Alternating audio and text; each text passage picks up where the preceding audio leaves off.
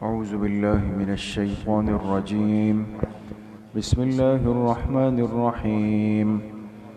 واستكبر هو وجنوده في الأرض بغير الحق وظنوا أنهم إلينا لا يرجعون فأخذناه وجنوده فنبذناهم في اليم فانظر كيف كان عاقبة الظالمين وجعلناهم أئمة يدعون إلى النار ويوم القيامة لا ينصرون وأتبعناهم في هذه الدنيا لعنة ويوم القيامة هم من المقبوحين.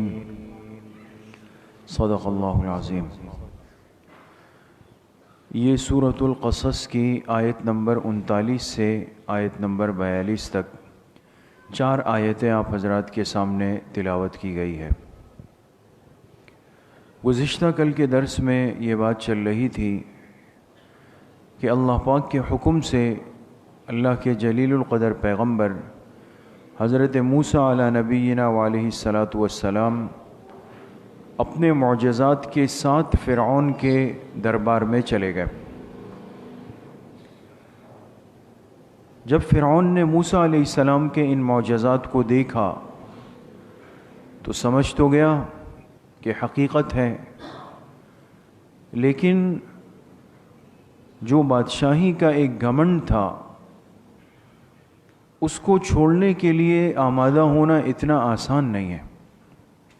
یہ بہت بڑی مصیبت ہے کہ جب انسان عادی ہو جائے اور اس کی زبان کو چسکا لگ جائے منصب کا، حب جاہ کا، بڑے پن کا، اور یہ وہ بدترین چیز ہے جو بہت سارے موقعوں پر انسان کو حق اور ہدایت سے محروم کر دیتی. انسان حقیقت کو اور حق کو سمجھ بھی لیتا ہے، لیکن صرف اسے اس بات کا اندیشہ ہوتا ہے کہ اگر میں نے یہ حق بات قبول کی تو مجھے اپنے اس منصب کو، اس کرسی کو، اس عہدے کو، اس مال کو، اس چیز کو چھوڑنا پڑے گا. تو پھر یہ جو میرے آگے پیچھے جو لوگ گھوم رہے ہیں، میری واہ واہ ہو رہی ہے، یہ تو میرے پاس کچھ بھی نہیں ہوگا. اس لیے یہ بہت بڑی مصیبت ہے.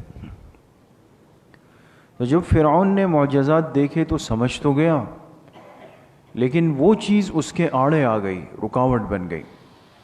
تو اس طرح اوٹ پٹانگ قسم کی باتیں کی. پہلی بات یہ کی کہ یہ تو ایک جادو ہے، اپنی طرف سے گڑھا ہوا ایک جادو ہے اور یہ کوئی نئی بات نہیں ہے ہمارے لیے.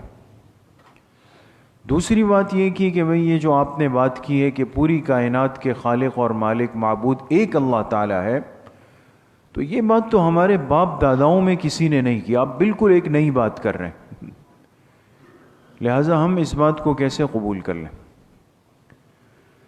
تیسرے نمبر پہ اس نے کیا کیا، ماحول کو اپنے حق میں سازگار رکھنے کے لیے کہ کہیں میرے ساتھیوں کا ذہن اس طرف نہ چلا جائے، اس نے بات کو کمزور کرنے کے لیے اپنے ایک وزیر حامان کو کہا کہ ایک بہت اونچا مینار بناؤ اور اس مینار کی جو اینٹیں ہوں وہ پکی ہو، کچی نہیں ہوں.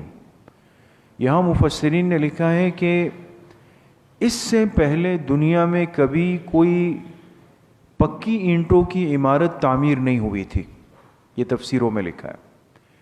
یہ پہلا موقع تھا کہ مصر میں فرعون نے آگ سے پکی ہوئی اینٹوں کی ایک عمارت بنائی اور اتنی بلند و بالا بنائی، ورنہ اس سے پہلے اونچی عمارتوں کا رواج بھی نہیں تھا. بات سمجھ رہے ہیں؟ اس لیے یہ چیز پسندیدہ نہیں ہے. حدیث پاک میں بھی خود جناب نبی کریم صلی اللہ علیہ وسلم نے اس کو قیامت کی علامات میں بیان فرمایا. وَأَن تَرَى الْحُفَاةَ الْعُرَاةَ الْعَالَةَ رِعَاءَ الشَّاءِ يَتَطَاوَلُونَ فِي الْبُنْيَانِ. آپ علیہ الصلاۃ والسلام نے فرمایا قیامت کی ایک بڑی علامت یہ ہے کہ تم دیکھ لو گے اپنی آنکھوں سے الحفاة العراة، ننگے پیر ننگے بدن، ننگے پیر ننگے بدن لوگ، العالہ تنگ دست قسم کے. یعنی ایک ہوتا ہے نا، آپ جیسے ہم کہتے ہیں بھئی یہ خاندانی مالدار ہے، ایک سلسلہ ہوتا ہے نا اوپر سے چلتا ہوا آ رہا ہے، ایسا نہیں ہوگا.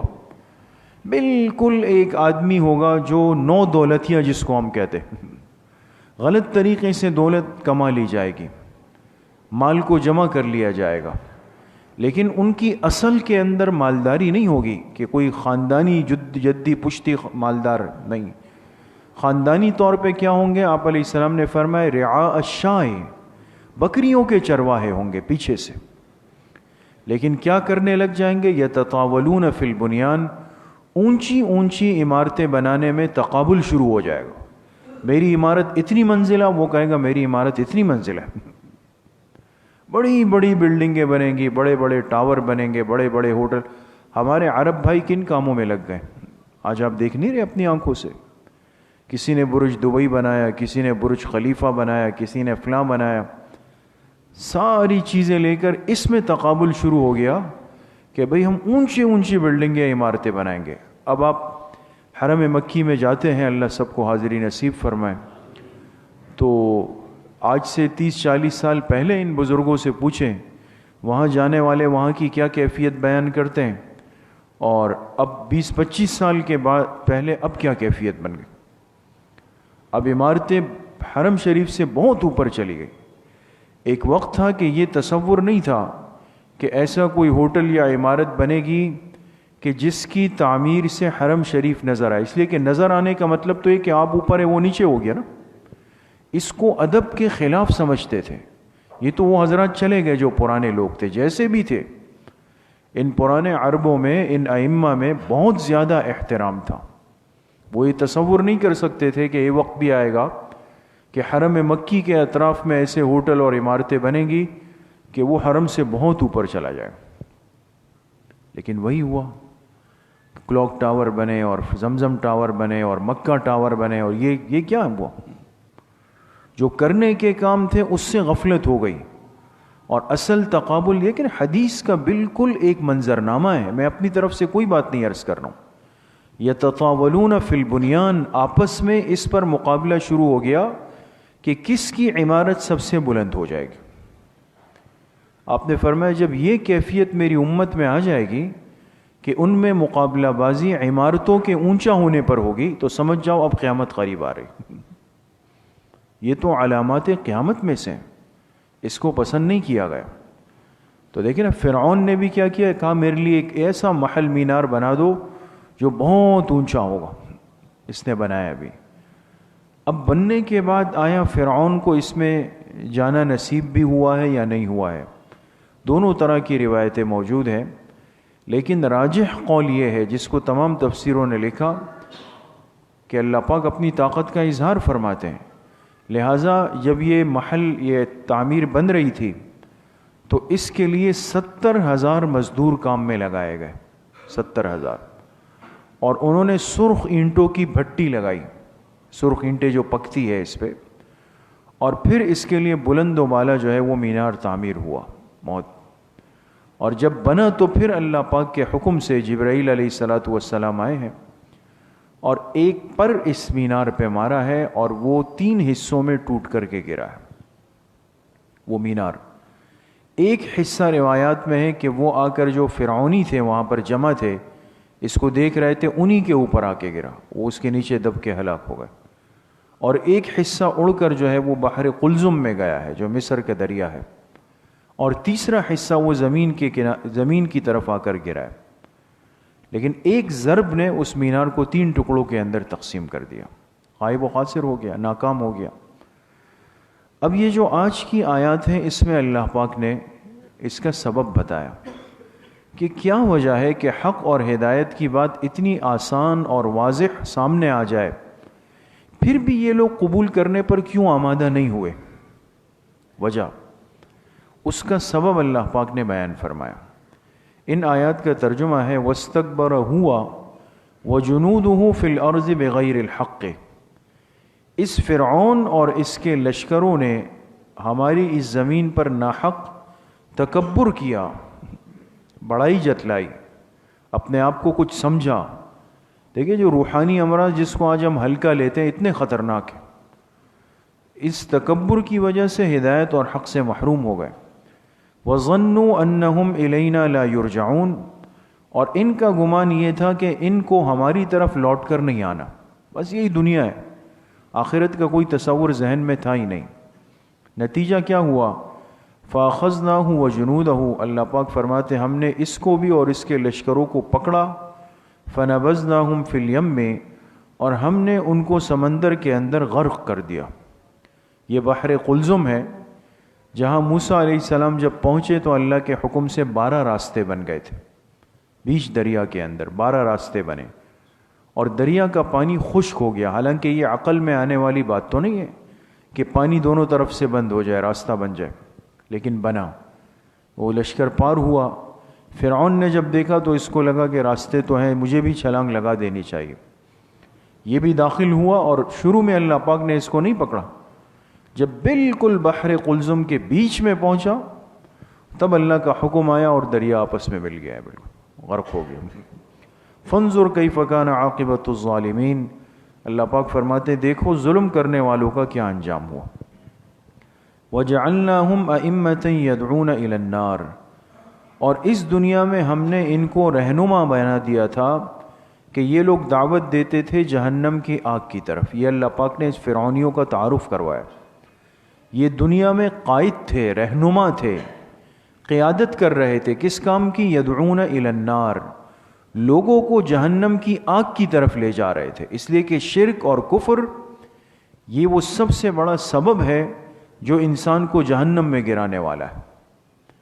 وَيَوْمَ الْقِيَامَةِ لَا يُنصَرُونَ، اللہ پاک فرماتے ہیں قیامت کے دن ان کی مدد نہیں کی جائے گی۔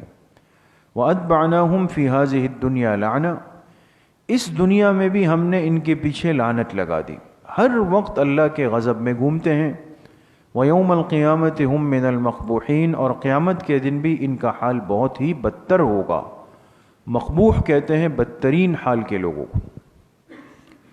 تو ان آیات میں اللہ پاک نے اس انجام بد سے دوچار ہونے کی وجہ بیان فرمائی، 2 لفظوں میں، وَاسْتَكْبَرَ هُوَ وَجُنُودُهُ فِي الْأَرْضِ بِغَيْرِ الْحَقِّ، ناحق انہوں نے اپنے آپ کو بڑا بنایا، تکبر کیا، اور اپنے آپ کو کچھ سمجھا کہ بھئی ہم تو کچھ ہیں، اور جب تکبر کیا تو دل میں یہ خیال آیا کہ شاید یہی دنیا کی زندگی ہے، آخرت میں اللہ کی طرف جانا اور اللہ سے ملنا اور حساب کتاب ہونا یہ کچھ بھی نہیں ہوگا۔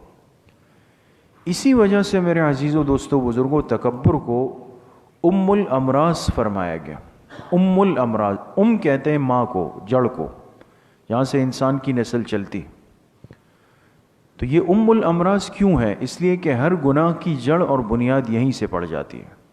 جب انسان کے دل میں خدا نخواستہ یہ مرض پیدا ہو جاتا ہے اور انسان قلبی طور پہ اپنے آپ کو بڑا سمجھنے لگ جائے، قلبی طور پہ، دیکھیں اس بات پہ غور کریں، اس لیے کہ یہ بھی شیطان کا ایک بڑا داؤ ہوتا ہے کہ ظاہری طور پہ انسان کو متواضع اور سادہ بنا دیتا ہے۔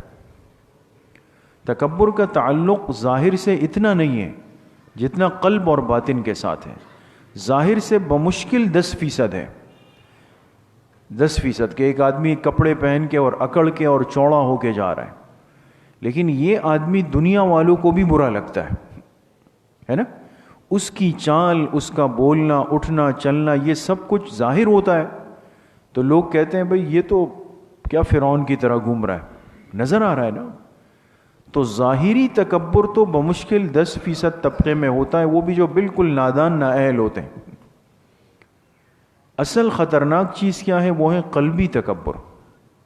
انسان ظاہر نہیں کرے گا، بہت اپنے آپ کو عاجز بنا لے گا، جھک جھک کر چلے گا، نرم نرم باتیں کرے گا۔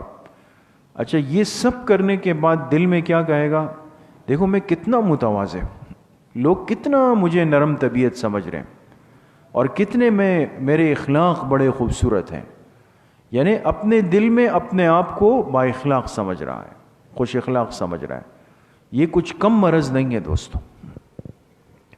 قلب کی اصلاح اصل ہوا کرتی ہے، اور دل کو بنانا یہ اصل ہوا کرتا ہے۔ بعض دفعہ انسان ظاہر میں مار دیا جاتا ہے، ظاہری طور پر وہ سمجھتا ہے کہ میں نے تو تواضع اختیار کی اور یہ پھٹے پرانے کپڑے پہن لیے اور بس اس طرح میلا کچیلا گھوم رہا ہوں۔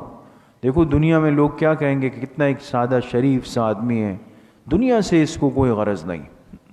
یہ بہت خطرناک چیز ہے۔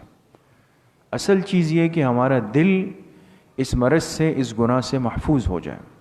اس لیے حدیث پاک میں آتا ہے جب حضور علیہ الصلاۃ والسلام نے دعا فرمائی نا بیت اللہ شریف میں، مکہ مکرمہ میں، جب بہت پریشان ہو گئے اور مشرکین مکہ کی تکلیفوں سے، تو آپ علیہ السلام نے جا کے اللہ پاک سے دعا فرمائی کہ اے اللہ، یہ آزمائش کے اس دور کو آپ ختم فرما دے ہمارے حق میں، اور اسلام کی نصرت فرما دے. اللہم اعز الاسلام باحد العمرین، دو میں سے ایک کو اسلام میں لے آ، دو عمروں میں سے، یا تو عمر ابن خطاب آ جائے یا عمرو ابن ہشام آ جائے. اس لیے کہ دو بڑے سردار تھے ان کے، ایک حضرت عمر رضی اللہ عنہ جو بعد میں رضی اللہ عنہ بنے، اور ایک ابو جہل تھا، اس کا اصل نام عمر ابن ہشام یا عمر ابن ہشام، دونوں میں سے. تو اللہ ان دو میں سے ایک کو لے آ. اب یہ دیکھیں، یہ دعا پیغمبر کی ہے، اللہ کے آخری پیغمبر کی ہے، محبوب پیغمبر کی.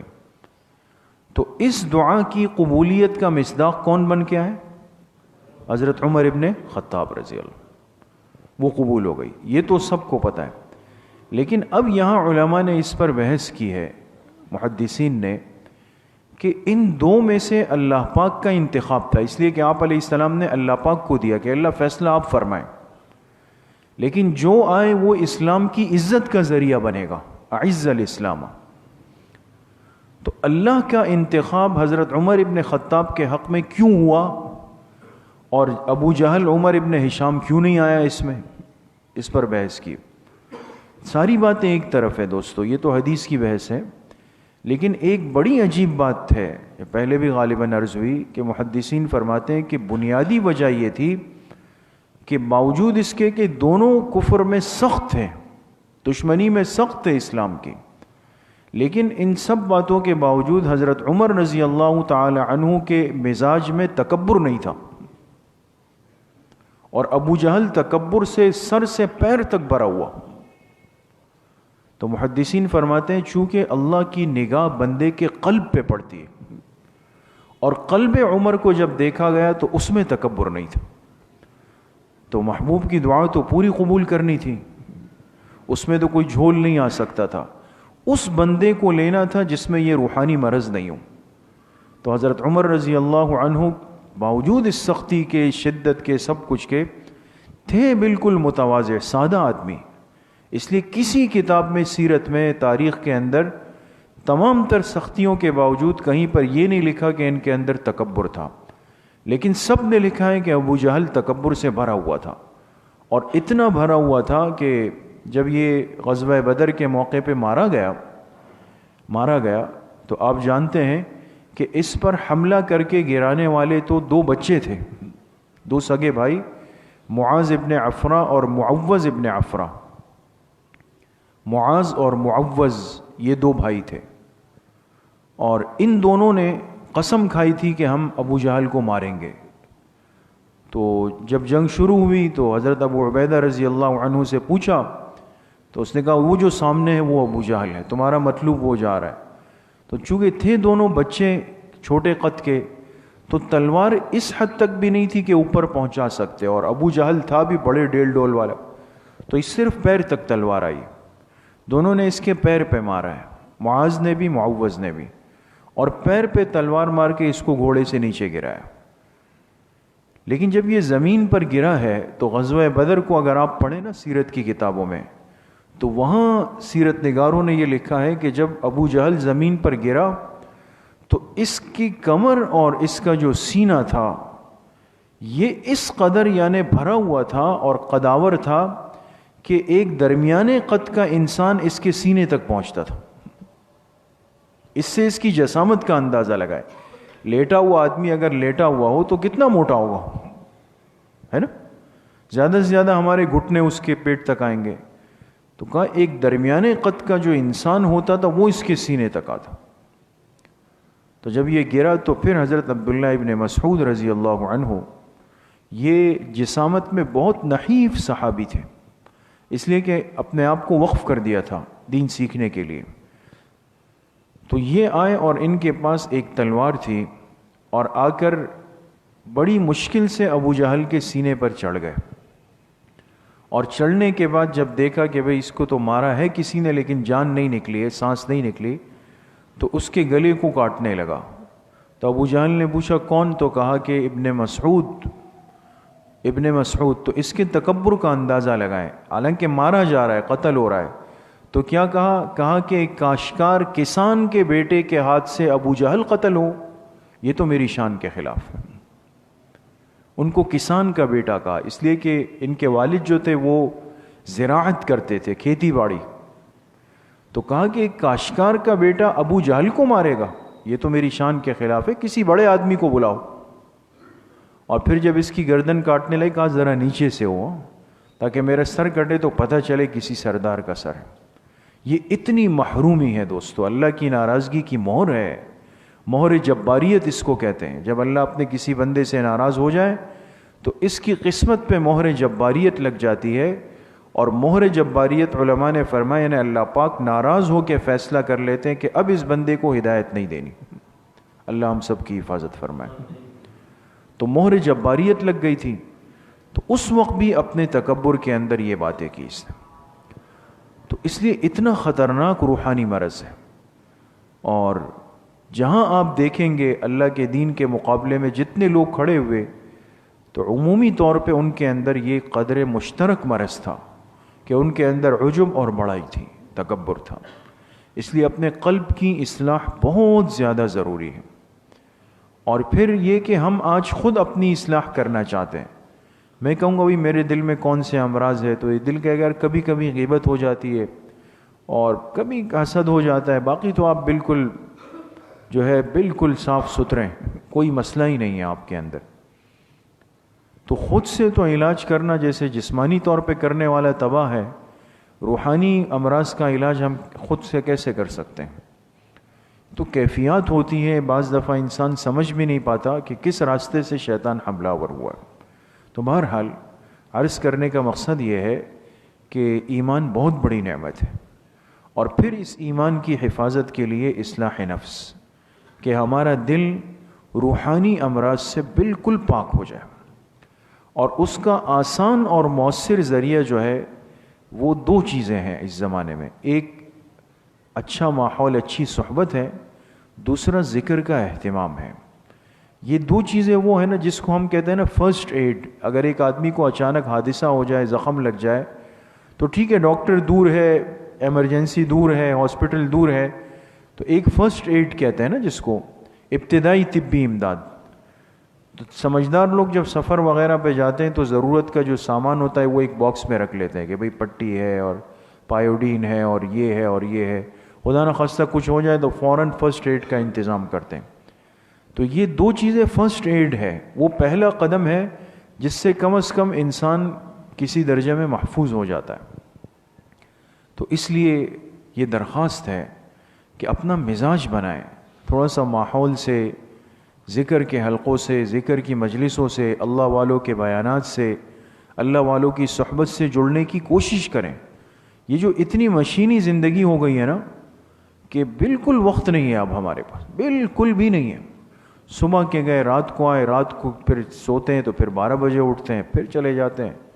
تو وقت نہیں ہے دوستو. انتظار کس چیز کا ہے کہ اس سے ریٹائر ہو جائے، اس سے ریٹائر ہو جائے، اس سے ریٹائر ہو جائے، بچے بڑے ہو جائے، وہ سنبھال لیں، پھر کریں گے. تو پھر کہاں تک ہوگا؟ اس لیے تھوڑا سا وقت نکالنے کی کوشش کریں. جمعے کے بیان میں بھی بات ہوئی، جو ساتھی موجود ہوں گے، کہ دیکھیں جو سردی کا موسم شروع ہوا نا، اس پہ بات ہوئی تھی نا جمعے کے بیان میں. تو سردی کے موسم کو حضور علیہ السلام نے مومن کے لیے کون سا موسم فرمایا؟ بہار فرمایا. دیکھیں فرمایا سردی کا موسم میری امت کے لیے موسم بہار ہے. الشتاء ربیع المؤمن، سردی کا موسم مومن کے لیے بہار ہے. کیوں ہے؟ فرمایا اس لیے کہ اس میں راتیں لمبی ہیں، دن چھوٹے ہیں، تو میری امت دن کو روزہ رکھ سکتی ہے، رات کو تہجد پڑھ سکتی. اس موسم میں بھی رہنمائی فرما دی. تو موقع ہے بھائی، یہ 1.5-2 مہینے ہمارے پاس ہوتے ہیں، اس میں دن کو بھی انسان کوشش کریں. میں نے عرض کیا کہ پیر جمعرات کا روزہ ویسے ہی سنت ہے. تو اب یہ سردی کا موسم ہے، پتہ ہی نہیں چلتا، آپ صبح اٹھیں گے ایسے ہی دن گزر جاتا ہے، مغرب آ جائے گی، افطار کر لیں، ختم. اور کتنے ساتھی ماشاءاللہ اہتمام کر رہے ہیں. تو کوشش کریں گے انشاءاللہ. اللہ کریم مجھے بھی آپ سب کو صحیح عمل کی توفیق نصیب فرمائے۔ الحمدللہ رب العالمین والصلاة والسلام علی سید الانبیاء والمرسلین۔